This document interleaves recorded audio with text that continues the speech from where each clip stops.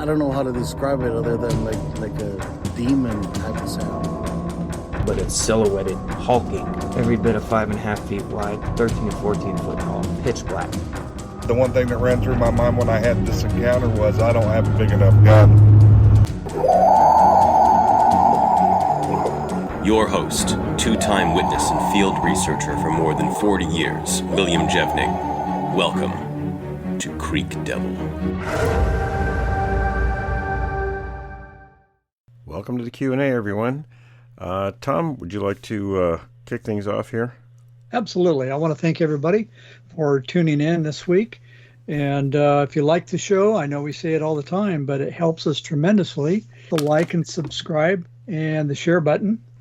And if you want to support the show, you can do that. We've got a link to Patreon in the YouTube description. And with that said, I'm going to jump right in with question number one. Sorry about that noise. I set a bottle down and it kind of crunched, so. Oh, okay. All right. All right. So here's question number one.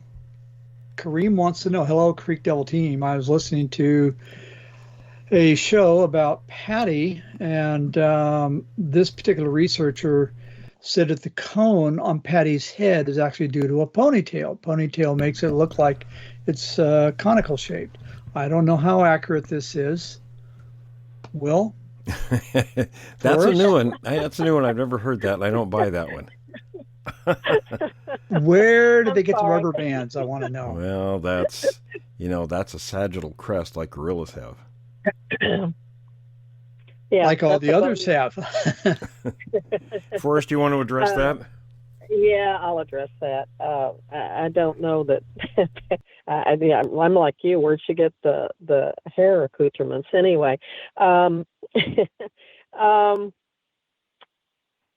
Your apes, such as gorillas and even chimpanzees to a slightly lesser degree, have a crest that runs down that sagittal suture on the top of the head.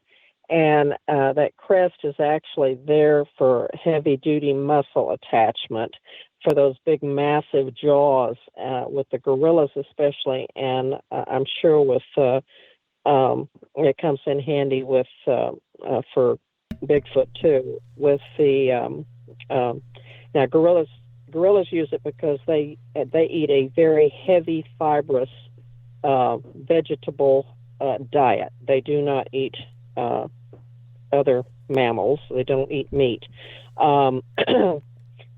Bigfoot, as we know, does, and I'm sure that they have a high fibrous diet as well that would assist in crushing that, and probably would assist in crushing bones and such too, cracking open bones and extracting marrow too. So that's what that formation on the top of the skull is. It's crest, and it has heavy-duty muscle attachments lying in there. And you can tell looking at the Patterson film and in the multitude of witnesses, myself included, and you, what we've seen are very heavy jaws on these creatures' heads, so it makes perfect sense. I actually heard somebody else had asked me, one of my grandkids did, that they had heard someplace about this. I don't know who the idiot is that's proposing that Patty had a ponytail, but anyway, that's a new.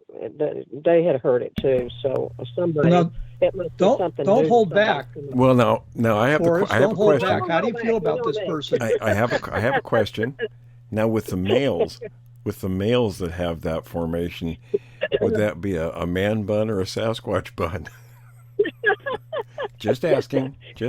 Well, you do hear sometimes, periodically, where some people will say that the males have a mullet cut, and that might not be necessarily unusual, having slightly longer hair on a male, because you actually do see that sometimes in certain monkey features, not so much in the great apes, but you do see it in monkey features where they do have this longer hair that appears on the head and across the shoulders and such.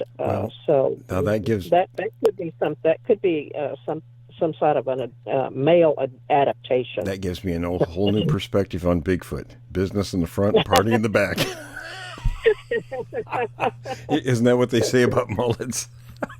Yeah. Okay, enough of that silliness. Let's move on, Tom. All right. Okay. So David wants to know. My question is in regards to something the guest on your show said. His code name was Mr. Black. We've heard of Mr. Black. I guess which he Mr. Black? Yeah, exactly. Because there are a number of them. There's a number of them. This particular Mr. Black mentioned the U.S. government is aware of the Sasquatch and even has clear photographs of them. So if this is the case, I was curious why the government would choose to contain this knowledge in the photos from the public. Other previously undiscovered mammals have been classified, and he lists, a gorilla, a copy, a giant squid. So what's the benefit to I think keeping it under wraps? I think we'll let this Mr. Black address that. He does address that in the audio. So, and again, folks, we've got the first of 3 portions we're doing, and it was so hard to go through. I spent 5 hours going through. I use Otter AI to transcribe audio, and it's pretty good. It's about 90% accurate, but you still have to sit and listen word by word and look at the text as you're listening to make it verbatim, because it'll I don't know how the AI works. It doesn't hear everything correctly. So just like autocorrect on your phone, you'll type something in and it'll put something completely different in there. So I spent about 5 hours Saturday going through it, and I sent that part off to our reader. So we should have that back relatively soon. He's pretty good. And I believe in that segment he did address that. All right. Okay, Danny from the Southern Sierras. Danny wants to know, are the tracks of a lone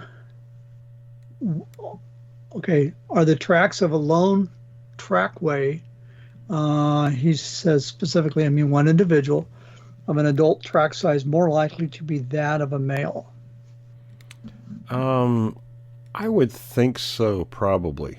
They're going to be more exposed. In an open area or a road, that's kind of a game trail. So, and human access, so there's more potential for danger in close proximity to humans in their minds.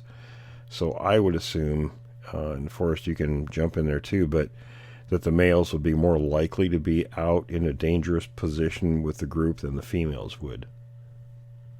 Well, it's very, in the primate world, most generally your young males are either completely run off, especially anything that's biologically related to the ruling male. They're usually run off, or they hang out on the just very outer edges.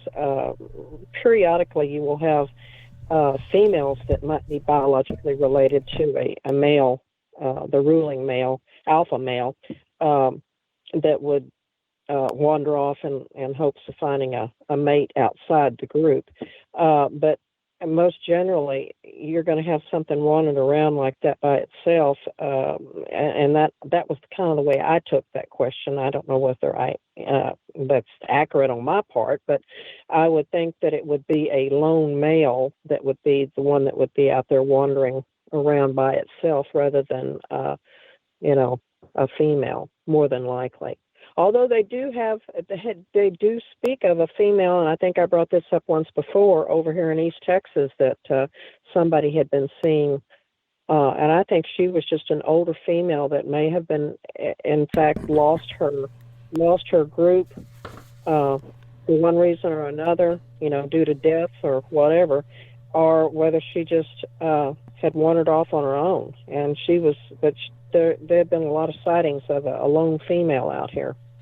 Of course, we don't know that the other member of the groups or other members of the group aren't in adjacent areas. Just because that one is seen, it might be, more likely to be in a place where it's seen by people, whereas the other ones would stay more hidden too. Well, that's true too. Well, that makes sense. And this is Danny's talking about the trackway. Like you said, there could be other ones out there, and they're just in an area where either they're far away and you didn't see the lone trackway, or they're in really, the soil, the ground conditions isn't conducive to making tracks. All right. Here we got another one from Kareem. Do you think a secret agency has ever tagged one or number of these creatures and studied their behavior? I don't think Will is going to answer this one, LOL. Most. Well, or one of the Mr. Black said, he didn't say anything about tagging one. I don't think you're going to tag one. But he did talk about knowing that a couple of them had been autopsied. And again, I think that's in that first segment we're going to be putting out. Wouldn't it be unique if, how can I put this without having one chipped and being able to track it that way? I wouldn't want to be the one trying to put the chip in it. Well, no, I'm not saying, but I didn't want to go where, and you know exactly what I'm referring to, both of you guys. So anyway, it would just be unique if we could chip one, and then, that would be a unique way of finding out. Oh, sure. That type of information, yeah. All right, Yeah. Tom? Well, I'll just talking about the chips. My veterinarian tried to chip one of our cats years ago. This is the mean cat. And that was a cat. It was very, very resistant to the whole chipping idea. I can't imagine one of these things. Not a cat. Yeah. It was. Would that be the yellow one? Would that be the yellow one, Tom? No, it was the black and white one, and he was motivated to take chunks of meat out of anybody that thought they were going to chip him. So I can't imagine a Bigfoot. But all right, move along. No more cats. Has anyone ever witnessed a Bigfoot with rabies? If they survive such an experience, can you imagine what this creature would do if it was infected? I'm sure it wouldn't be. I sure wouldn't like to be the witness. I've never heard of a situation like that. But if they're warm-blooded mammals, would they be susceptible to rabies? Yes, they would be susceptible. But I don't think that, once rabies is contracted, it's a very short-lived period for the animal that has it. Yeah, and I can't imagine any animal trying to run up and attack one, because they'd swat them out of existence pretty quickly before they even got a chance to bite them. Well, I wondered about this, if they would find another animal that had rabies and that was an easier catch for them. Who knows? This is all conjecture and speculation, but Kareem, I'm with you on not wanting to be anywhere near this thing if it was. Yeah, it wouldn't be a fun situation. No, not even for the Bigfoot. And you know what? It's not a fun situation being near the ones that don't have rabies. That's very true. They see to that. Okay, I remember Will was more towards the idea of Neanderthals or more. I think Kareem said, okay, I remember Will was more towards the idea Neanderthals are more ape-looking from Them and Us research from the Danny Vandermeeny. Mm-hmm. Okay, and his research made them look more like, okay, they're kind of hairy. However, Forrest considers Neanderthals more human than ape, or at least from the Bigfoot. Will, according to my listening, compares them to a Type 4. I'm a bit confused. Well, okay. What now the does Type the 4 team think of Neanderthals? The Type 4 isn't a Neanderthal. Okay, but it's probably not what you think of as a classic Bigfoot. It's probably another one of those hominid species, maybe some type of archaic human. What Vendramini proposed, and he's correct, because and all the artwork. Now, from fossils, it's always artwork that they have to do to make the creature come alive, whether it's dinosaurs or early humans or early primate species, what have you. They get an artist to do a concept from the skeletal remains. So, not knowing what the soft tissues were like. Now, we can do humans because we know exactly what our soft tissues, the thicknesses are, and things like that.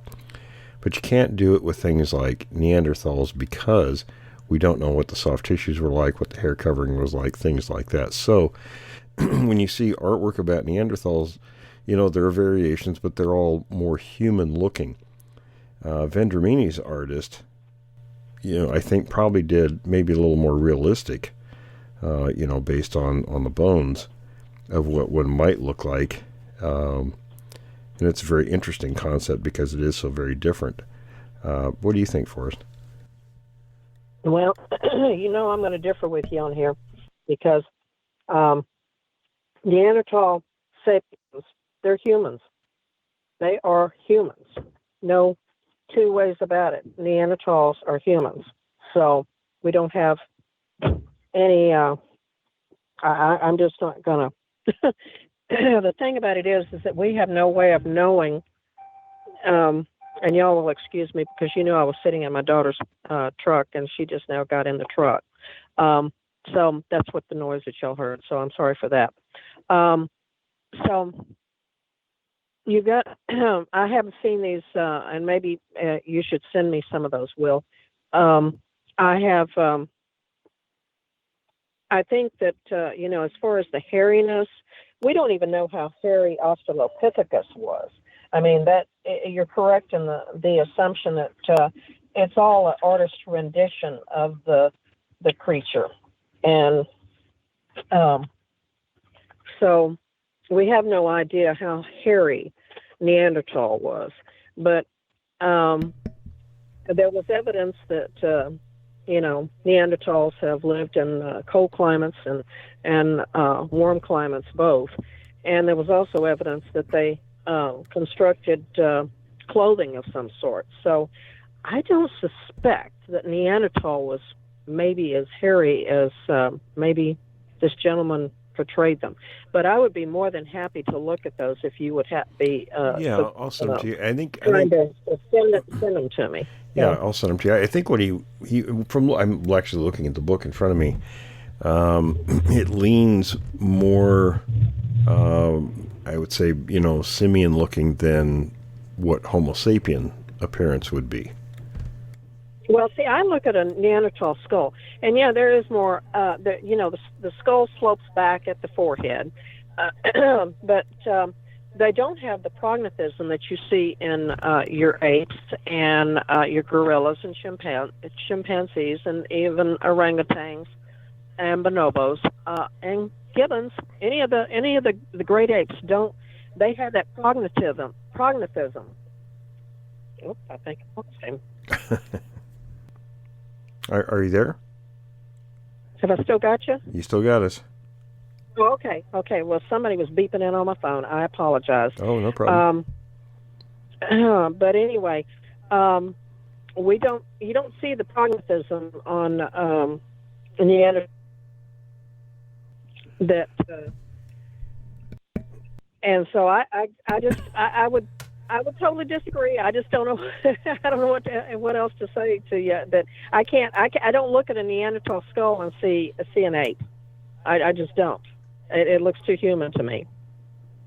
Forrest, I got a question for you because you corrected me almost a year ago because I was like a lot of people. I thought Neanderthals were knuckle dragging, armpit scratching brutes, and but I think you corrected me not only on that, but I think I've also read that they actually had culture and artwork and even rituals, when they're, with the dead and that sort of thing, burying them and that.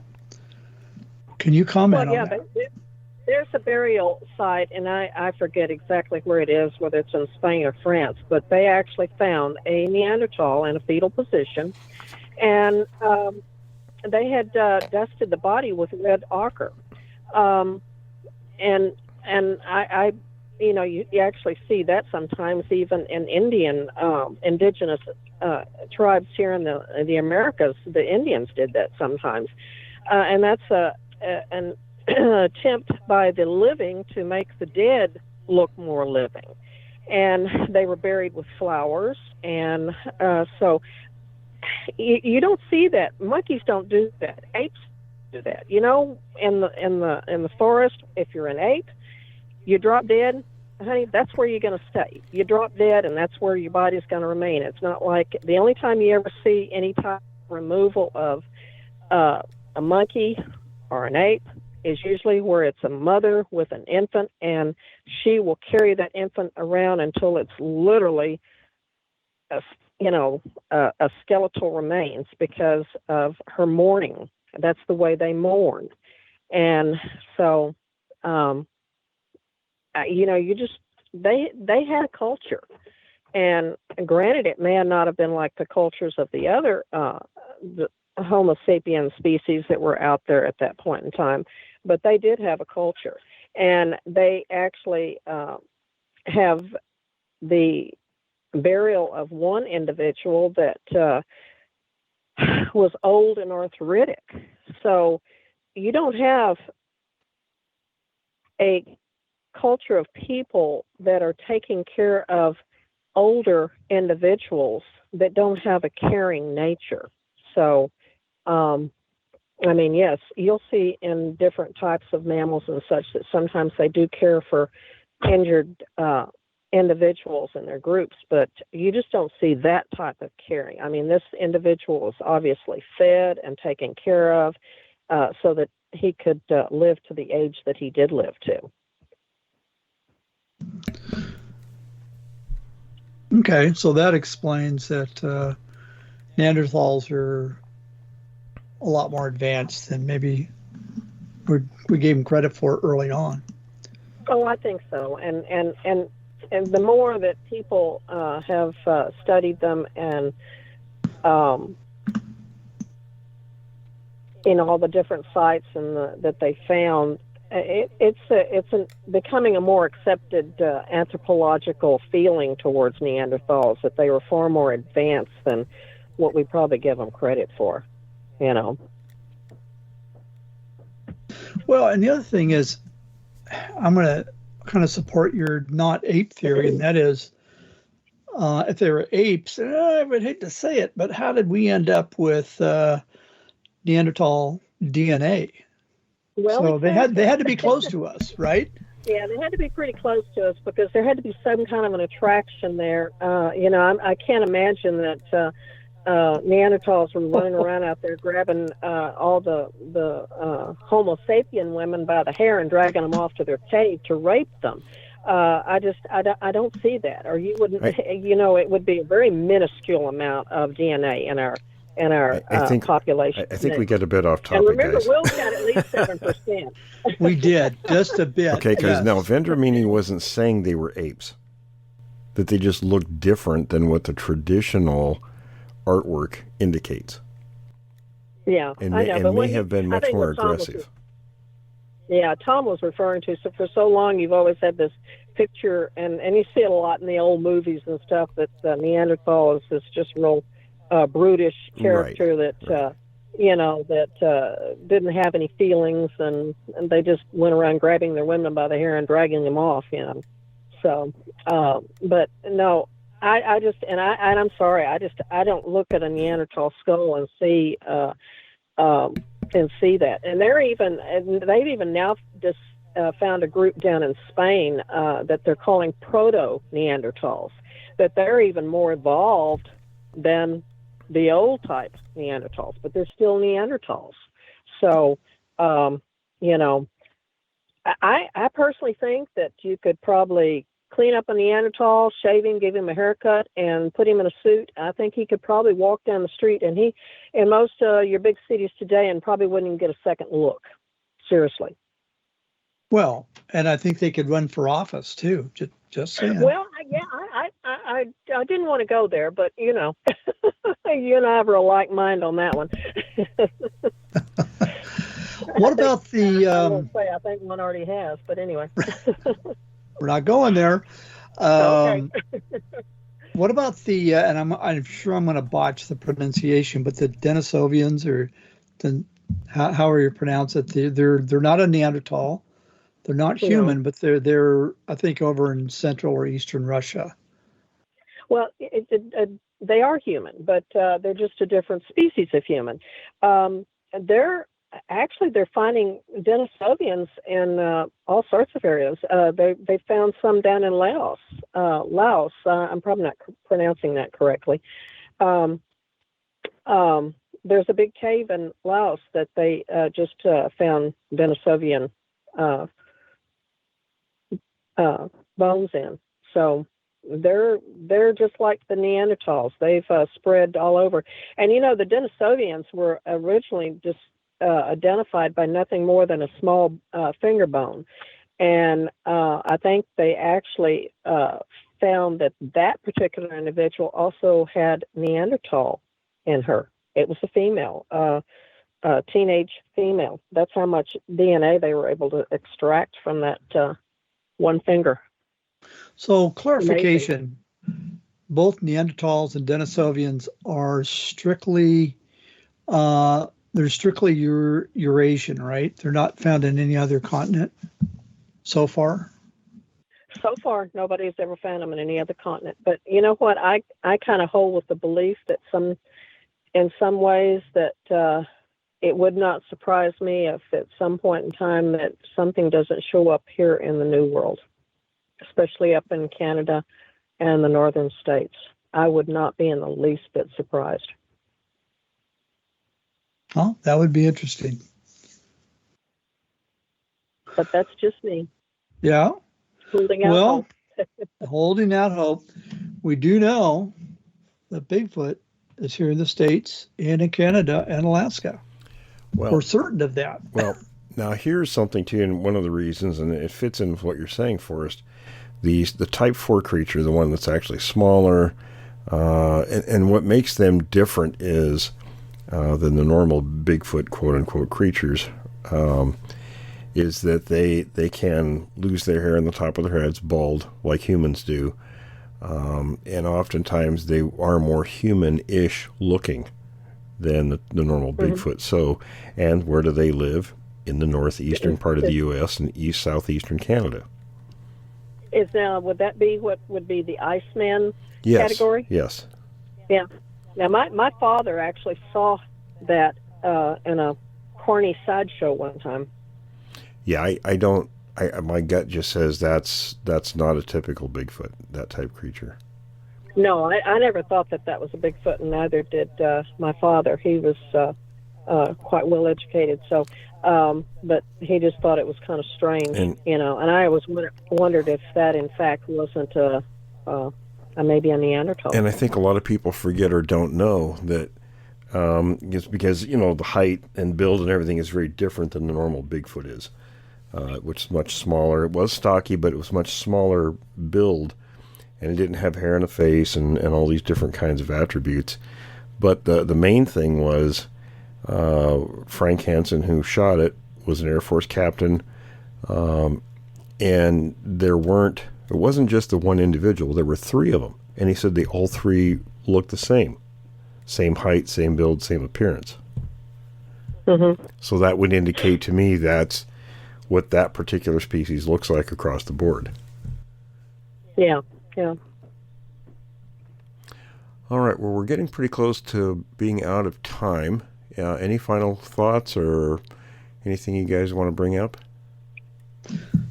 Well, I just want to thank everybody. I want to thank Kareem. I want to thank Danny and David and everybody else who's written in. You guys have great questions, and all I can say is keep them coming. Questions at creekdevil.com. You guys, this is your show, and you're the ones who keep the topic alive, and there's no bad questions. So questions at creekdevil.com.